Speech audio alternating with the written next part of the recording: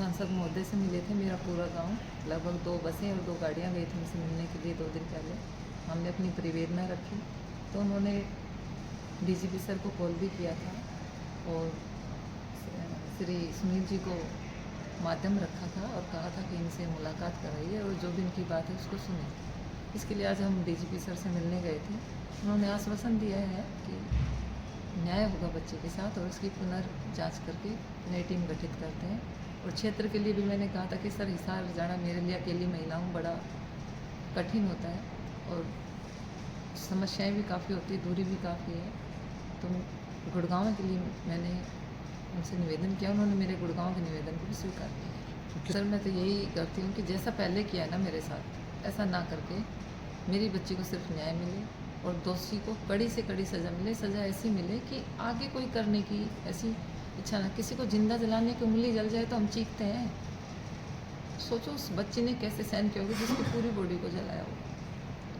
और फिर उस चीज़ को उसने स्वीकार भी किया है। प्रथम जांच में जब उसको कहा तो उसने स्वीकार किया कि मैंने मोटरसाइकिल से पेट्रोल निकाला और उस पर छिड़क दिया, मैं उसे पीछे छुड़वाना चाहता था। तो आप क्या मानते हैं कि कहीं ना कहीं पुलिस की मिलीभगत रही है इस केस में? सर अब गुमराह हुआ है या क्या रहा है, पुलिस का तो रहा ही है इसमें। हिसार पुलिस जो जांच अधिकारी थे उन्होंने तो निश्चित रूप से गलत किया है, एक तरफा की है। मुझे बिल्कुल इग्नोर करते हुए किसी प्रकार की सूचना ही नहीं दी इस घटना सर। इस समय मुझे 4 महीने हो गए सोए, पेट भर के खाया नहीं है, सो नहीं पा रही। और शायद बेटी की जिसको मैंने पूरी ज़िंदगी लगा के बनाया हो, ऐसे तो MBBS नहीं होगी। मेरी बच्ची बहुत ही हर तरीके से सामाजिक थी। कोई भी अगर एक बार भी ये कह दें कि इसकी बच्ची में ये कमी, सहर्ष में जो कहेगा वो मानने को तैयार हूँ। मैंने अपने बच्चों को यही कहा है, संस्कार या सही मार्ग चलना सिखाया, लेकिन वो सबको अपना मान लेती थी, ये उसकी गलती थी। आपके सांसद सब उनसे यही निवेदन और यही करते हैं कि हमारी बच्ची को न्याय मिले और दोषी को कड़ी से कड़ी सजा मिले। सर वहाँ के लोगों ने हमें भी बहुत अच्छा सपोर्ट दिया और मैं तो कहती जो किसी भी बेटी के साथ नहीं, और उस मनीषा की पीड़ा को मैंने महसूस किया और मैं इसलिए वहाँ गई। और मैंने ये कल भी कहा था, मैं कहा इसका रुझान बदलेगा। जैसे मेरी बेटी के लिए सुसाइड दिखाया ना, निश्चित रूप से मैंने कल ही कह दिया था उनको कि इसको भी देखना, कुछ ना कुछ ऐसा करेंगे कि या तो सुसाइड दिखा देंगे या कुछ ऐसा करेंगे कि हम उस चीज़ को स्वीकार नहीं कर पाएंगे। तो ये तो हुआ है। मैं तो ये चाहती हूँ उस बच्ची को भी न्याय मिले। उसको क्या, समाज के किसी बच्चे के साथ ऐसा ना हो। हम इस बेटियों की सुरक्षा के साथ अपने बेटों को भी संस्कार दें कि भाई बहन बेटी तुम्हारे हैं ना, ऐसे सबके साथ है। कोई लड़की हमारा मौका नहीं बल्कि हमारी जिम्मेदारी हो। प्रेस के माध्यम से, प्रेस के बंधुओं के माध्यम से मैं धन्यवाद देना चाहूँगा, आभार व्यक्त करूँगा हमारे लोकप्रिय सांसद केंद्रीय मंत्री माननीय भूपेंद्र यादव जी का, जिनके मार्गदर्शन में, जिनके निर्देशानुसार आज हम हरियाणा पुलिस के मुखिया, हरियाणा पुलिस के प्रमुख पुलिस महानिदेशक DGP शत्रुजीत कपूर साहब से मिले। डॉक्टर भावना यादव जो हत्या अग्निकांड हिसार, आज से ठीक 2 दिन पहले 17 तारीख को बड़ी संख्या में लोग अंतपुरा से एक बस और 2-3 गाड़ी लेकर माननीय भूपेंद्र जी से मिले थे। और डॉक्टर भावना जो अग्नि हत्याकांड विषय पर उन्होंने बताया कि वहाँ की पुलिस ने लिपापोती करते हुए केस को सुसाइड में तब्दील कर दिया, जबकि बहुत गंभीर मामला था। हिसार की घटना से पूरा हरियाणा, राजस्थान, पूरा देश स्तब्ध था। जब हम सब लोग माननीय मंत्री जी के पास गए तो उन्होंने DGP साहब को कॉल लगाया और बात रखी कि भाई बेटी को न्याय मिले, बेटी के साथ इंसाफ हो, तो इनके परिजन और मेरे बहरौड़ क्षेत्र से लोग आपसे मिलेंगे।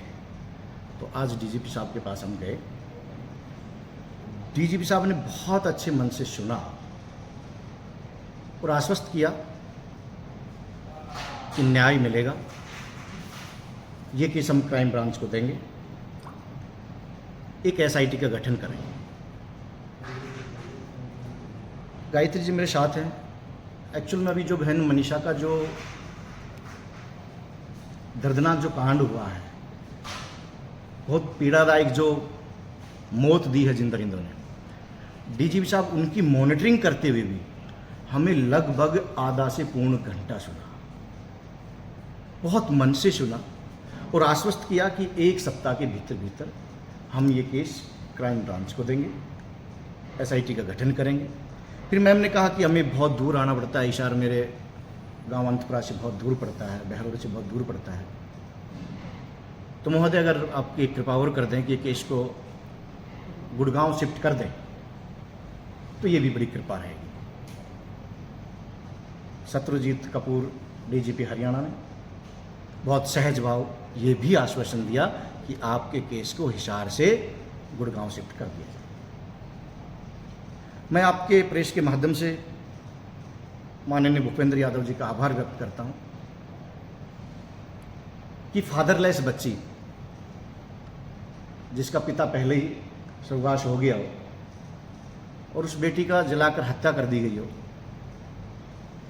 और केस को, इतनी बड़ी घटना को छोटा सा रूप दे दिया हो।